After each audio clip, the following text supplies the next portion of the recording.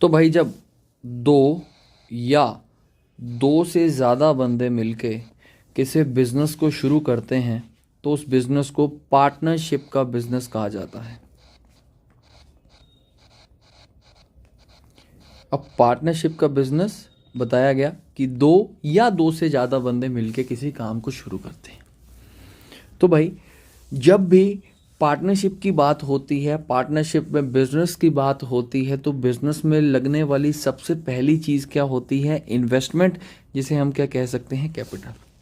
तो भाई पार्टनरशिप में हमारे दिमाग में सिंपल सी एक चीज़ रहनी चाहिए, किसी भी एक बंदे का जो प्रॉफिट होगा भाई, जो वो प्रॉफिट है वो दो चीज़ों के डायरेक्टली प्रोपोर्शनल होता है। डायरेक्टली प्रोपोर्शनल मतलब भी एक चीज़ बढ़ेगी तो प्रॉफिट भी बढ़ेगा।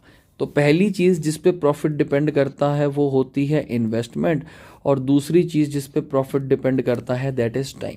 और इन दोनों के ही वो डायरेक्टली प्रोपोर्शनल होता है। लाइक अगर इन्वेस्टमेंट बढ़ेगी तो प्रॉफिट बढ़ेगा, और अगर टाइम बढ़ेगा तो भी क्या बढ़ेगा? प्रॉफिट।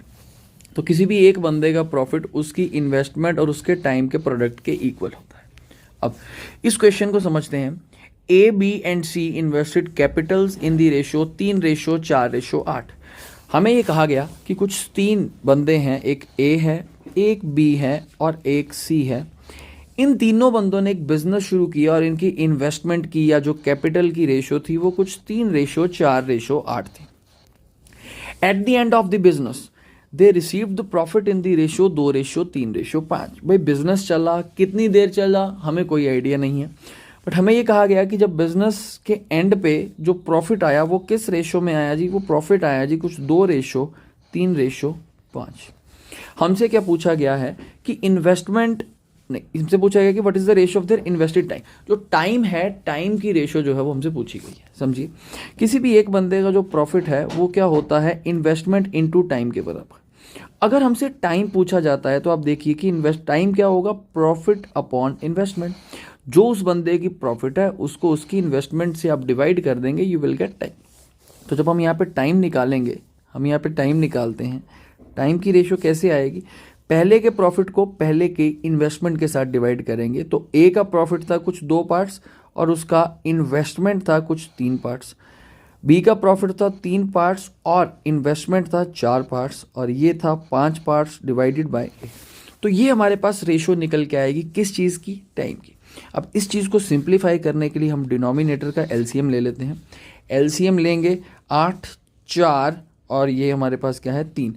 8, 4 और 3 का हमारे पास एलसीएम निकल के आएगा 24। तो हम क्या करेंगे? सभी को 24 से मल्टीप्लाई कर देंगे, पहले को भी, दूसरे को भी और तीसरे को भी। तो अगर तीनों को 24 से डिवाइड करते हैं, ये रेशियो की बेसिक प्रॉपर्टी है कि अगर पहले से करेंगे तो सभी से करना पड़ेगा। ये 3 आ गया है, ये 6 आ गया है और ये आ गया है 8। तो 8 × 2 16, 6 × 3 18 और 5 × 3 15। तो हमारे पास यहाँ पे प्रॉफिट की रेशियो निकल के आएगी कितनी? 16:18:15।